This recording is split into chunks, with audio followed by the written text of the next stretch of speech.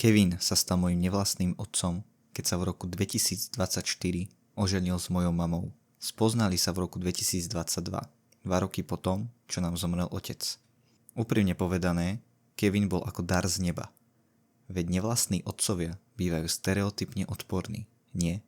Ako zloduchovia z rozprávky. A popravde, trochu som aj v to dúfal, že mi dá dôvod ho nenávidieť. Lenže na moje znechutenie, ten chlap sa mi jednoducho nedal nenávidieť.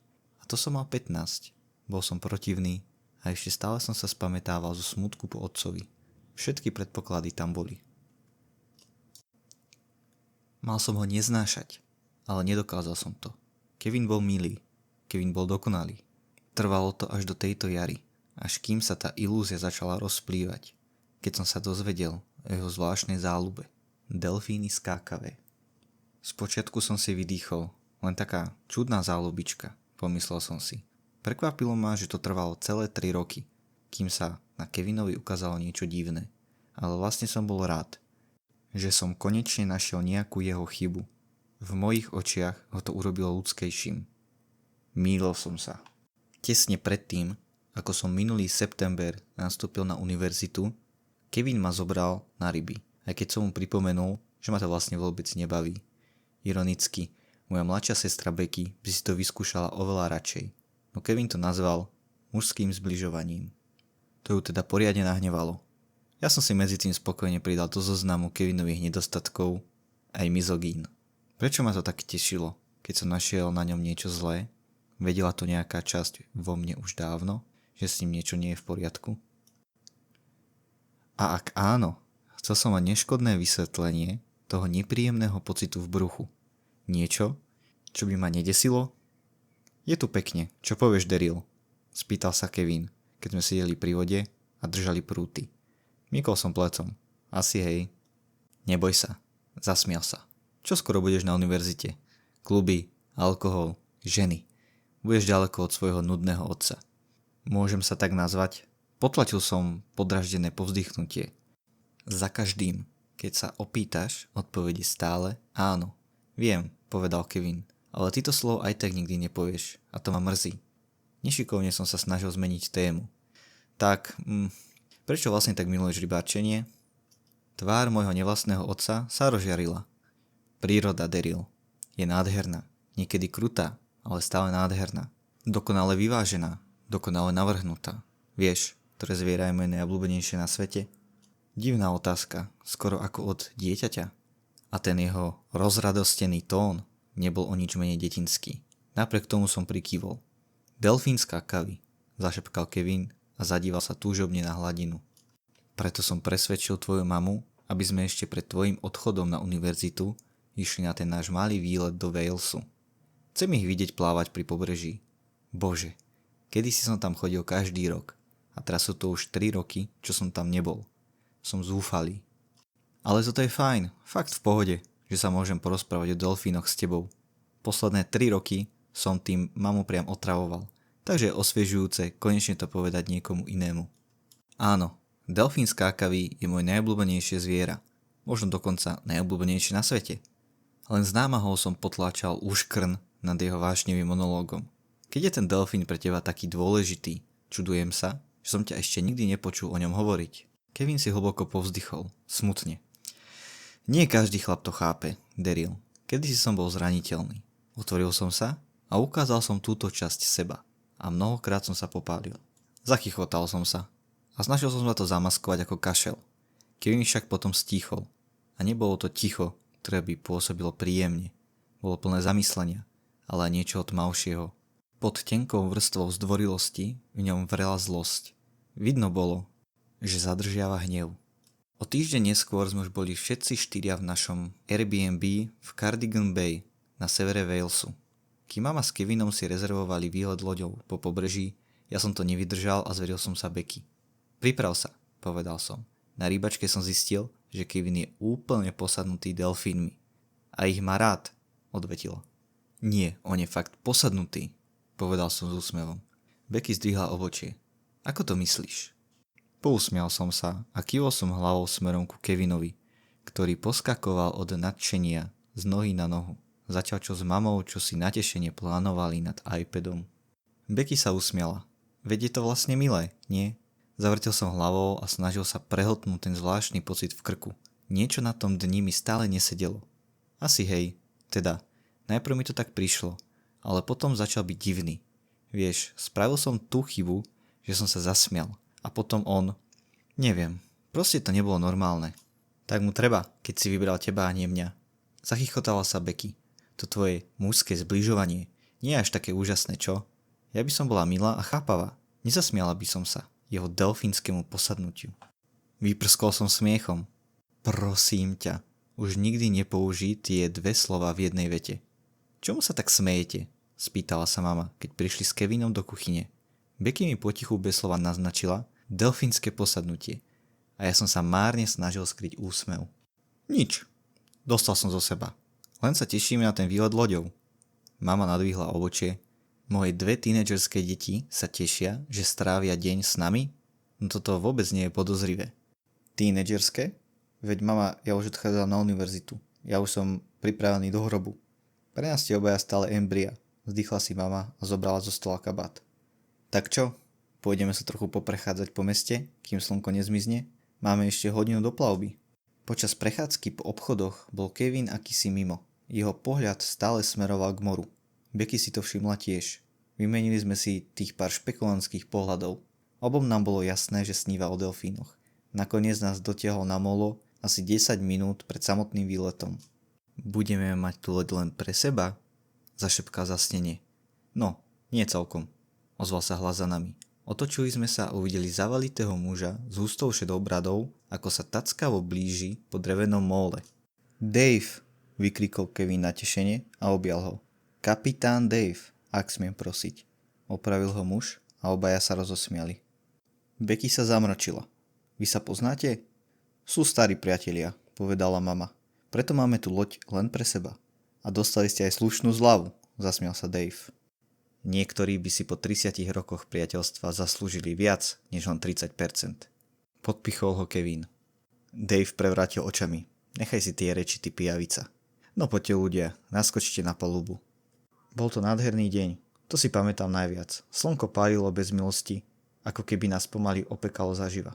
Sedel som vzadu pri zábradlí, nechal sa ofúkovať morským vánkom, ktorý aspoň trochu zmierňoval tú horúčavu.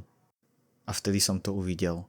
Šedú, lesklú plútvu, ktorá sa rytmicky vynárala a ponárala pod hladinou. Otvoril som ústa, že niečo poviem, ale... to je nádhera, vykríkol Kevin z plných plúc. Katy, vidíš to? Vidím, zasmiala sa mama vedľa neho. Obaja sedeli vedľa mňa, natlačení jeden na druhého a obdivovali, ako to stvorenie tancuje popri našej lodi. Otočil som sa, že sa pozriem na Becky, ale na palube nebola. Musíš ísť po Becky, naliehal Kevin. Prikývol som, ale keď som vošiel do vchodu kabíny, našiel som tam len kapitána Davea, ako stojí za kormidlom. Krátko na mňa prikývol s takmer nebadateľným úsmevom a v tej chvíli ma zamrazilo. Cítil som sa čudne, vytrhnutý z reality, presne ako vtedy na tej rybačke. Kde je? Spýtal som sa. Povedala, že si chce zdriemnuť, odpovedal Dave a znova prikývol. Tento raz smerom k dverám po jeho pravici, ktoré viedli do kajút pod palubou. Nemyslím, že ju tie delfíny nejako zaujímajú. Zamračil som sa a prešiel popri kapitánovi. Potom otvoril dvere. Za 4 schodmi bola malá, stiesnená miestnosť. Jeden stôl plný krabíc od jedla a vzadu úzka posteľ. Becky na nej ležala. Jej hruď sa pokojne zdvíhala a klesala. Rovnako nežne, ako sa vlnila tá delfínia plutva. Zhlboka som sa nadýchol, snažiac sa upokojiť. Delfíny skákavé sú výnimočné zvieratá. Daryl. Hlas sa ozval spoza mňa a keď som sa otočil, stal tam Kevin, ako zatvára dvere. Nie je trochu čudné, že moja sestra spí v kapitánovej posteli? Spýtal som sa. Kevin moju otázku úplne odignoroval. Prichádzaš o delfíny, chlapče. Chlapče? Nikdy predtým ma tak nenazval a v jeho hlase bolo niečo ostré, príkazné. Ako keby ma sekol slovom. Kevin, je mi jedno, ako dobre poznáš Davea. Nechcem, aby moja sestra spala tu dole. Povedal som a otočil som sa k posteli. Klakol si ku nej. Zobud sa, Becky. Bude ešte chvíľku odpočívať. zašepkal Kevin. A vtedy zaznelo cvaknutie zámky. Pocítil som odporný strach, aký som nikdy predtým nezažil. Ako nôž, ktorý mi vrazil medzi rebrá a krútil ním priamo v srdci. Lapal som po dychu. Nedokázal som sa pohnúť, ale predsa som nejako otočil to svoje trasúce, na poli paralizované telo smerom ku Kevinovi. Sadol som si na podlahu, chrbtom opretý o posteľ, ako slabá smiešna prekážka medzi týmto mužom a mojou sestrou. Mama! Zakričal som. Hlas mi zlyhával. Mama tiež spí, zašepkal. Ale ty si hore. A ty chceš počuť, ako rozprávam o svojom najobľúbenejšom zvierati. Však? Chcel som potriasť hlavou, ale telo mi zamrzlo. Mesiace som si nahováral, že keď dovrším 18, budem dospelý. Ale v tej chvíli som bol len chlapec. Vystrašený, sám. Ako som ti povedal, tam vonku na jazere. Príroda je krásna vec. Pokračoval Kevin a pomaly ku mne kráčal. Vyžaduje si rovnováhu. Aj my sme jej súčasťou. Ty a aj ja. Ľudia. Vieš, od zvierat sa toho dá veľa naučiť. Delfín skákavý je náš najväčší učiteľ. A nie ide len o ich inteligenciu, o ich sociálnu hierarchiu, o ich sklon k agresii. Nie, oni sú s nami spätí iným spôsobom. Vieš prečo? Pretože chápu, že krutosť má svoj účel, že príroda sa neriadi žiadnymi pravidlami, žiadnou morálkou. Odmlčal sa a potom, hlasom tichým ako jed, povedal: Vieš, čo spravia, keď sa im zapáči samica, ktorá už má partnera, Daryl? Samica, ktorá už má partnera? Tie slová mi zamrazili celé telo. Naznačil desivú pravdu, ktorú som už začínal tušiť. Stiahol som sa tesne ku posteli, keď Kevin spravil ďalší krok. Tak to ti poviem, vzdychol Kevin. Delfíny skákavé páchajú infanticídu. Zabíjajú mláďatá samíc. Prečo? Aby u samice vyvolali ruju. Teda, aby sa opäť stala plodnou. Potom sa s ňou spária a splodia nové potomstvo. Samce tak vystúpia na vrchol, vymažú krv svojej konkurencie. Vieš, ľudia nie sú delfíny. Nie som hlupák, Daryl. Ale myslím si, že od tých nádherných skákavcov sa máme čo učiť. Lebo podobne ako oni, aj my máme v sebe čosi živočíšne. Lenže naša inteligencia nám to často zatieňuje. No ak prídu správne okolnosti, príroda zvíťazí nad našou smiešnou emocionalitou. A ja som zistil, znova a znova, že keď vezmeš ľudskej matke mláďatá, prebudí sa v nej čosi hlboké.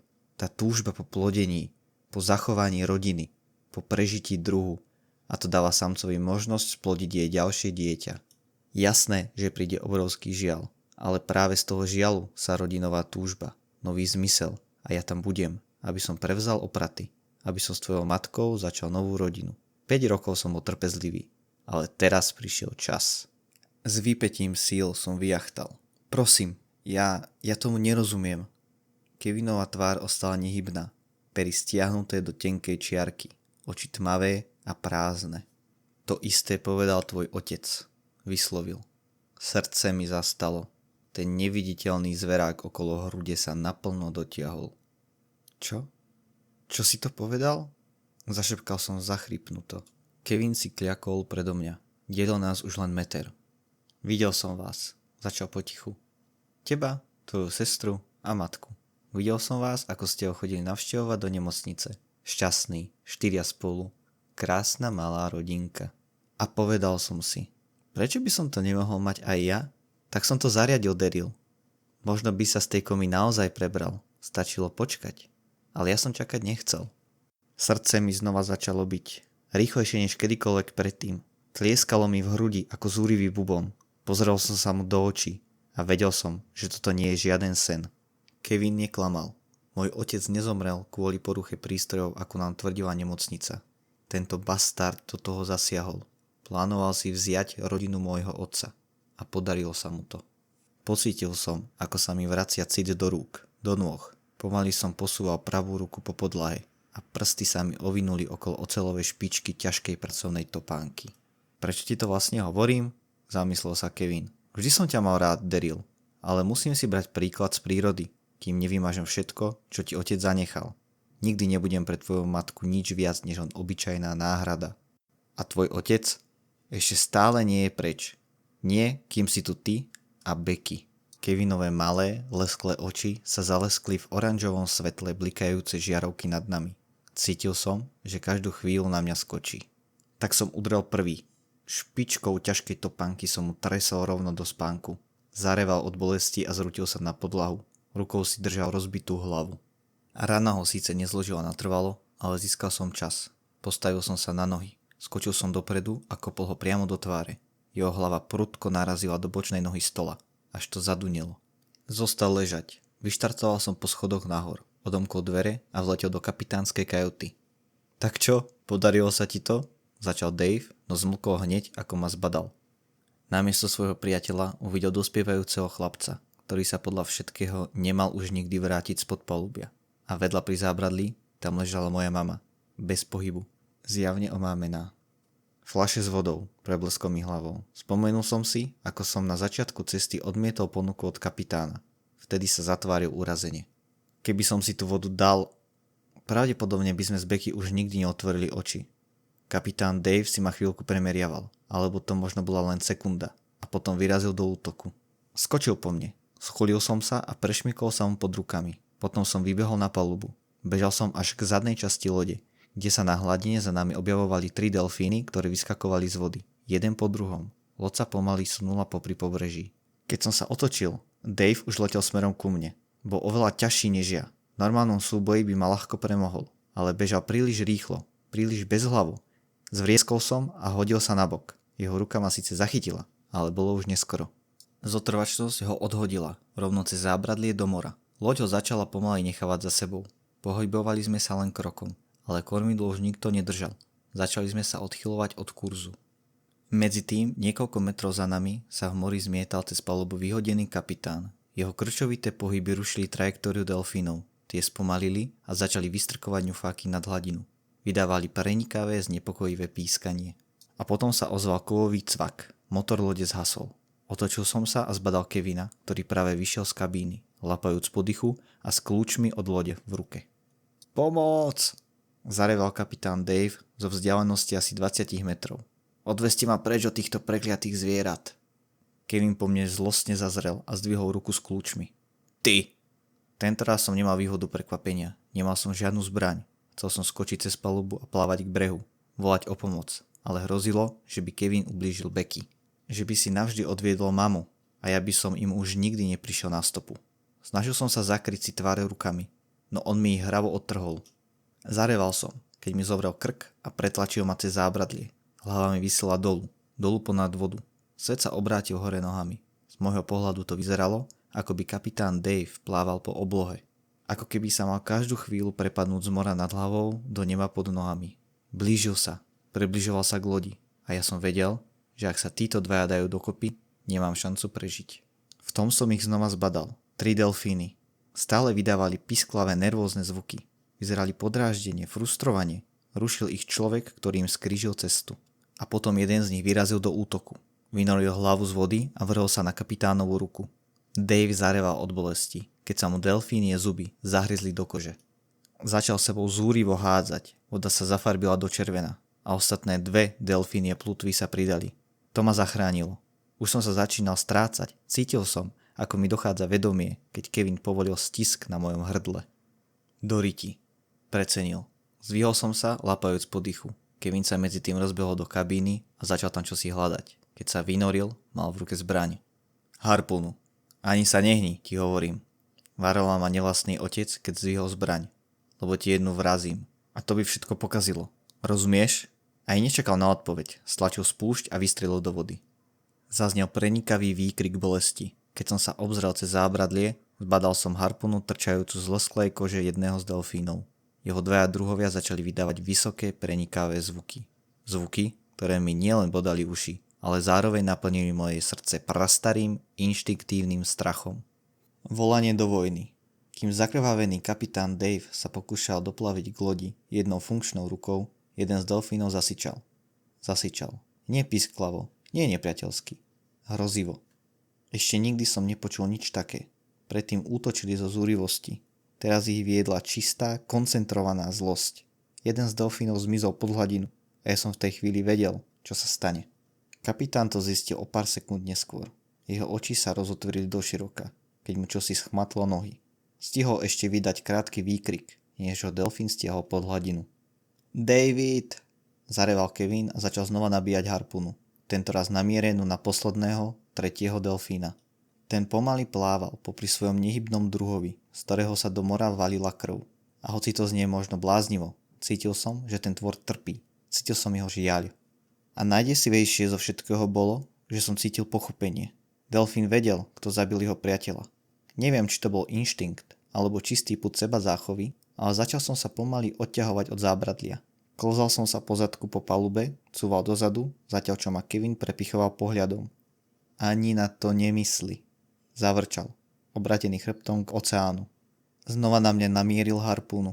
Keď s tým skončím, potom ty. V tom sa ozval obrovský rachot. Z vody sa vynoril sivý tieň, ktorý zakryl polovicu slnka. V jednom ladnom, chirurgickom presnom pohybe delfín zahryzol Kevina do boku. Kevin zareval od bolesti a potom zmizol. Pretiahol sa ponad zábradlie a zmizol pod hladinou, stiahnutý do morských hlbín spolu s kapitánom. Vydal som zo seba hrdielné zavitie, niečo medzi vzlikom a výkrikom, nevediac, či sa viac desím síl tých vodných tvorov, alebo zvrátenosti môjho nevlastného otca. Asi oboch. Aj som bol ešte dlhý čas príliš vystrašený, aby som sa postavil na nohy. Príliš vydesený z toho, že tie mocné zvieratá sa môžu vrátiť na hladinu. A môžu nás všetkých zabiť. Buď z čistej agresie, alebo z mylnej predstavy, že sme tí, čo zavinili smrť ich priateľa. Nakoniec, keď sa slnko začalo skláňať ku obzoru a loď bezcielne plávala pozdĺž pobrežia, počul som za chrbtom vrzgot dverí.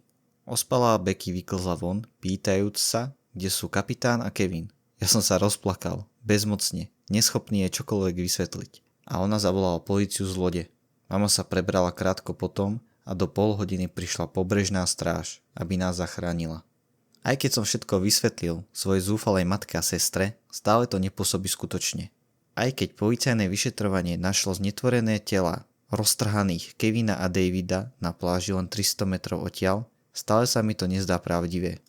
Nepovedal som im, čo mi Kevin povedal o otcovi, že ho zabil. To je môj kríž, ktorý musím niesť. Zvyšok tej hrôzy je pre nich už aj tak príliš. Kevin mal pravdu, či už sa pozeráme na ľudí alebo na delfíny. Jedno zostáva rovnaké. Príroda je krásna a zároveň hrozivá.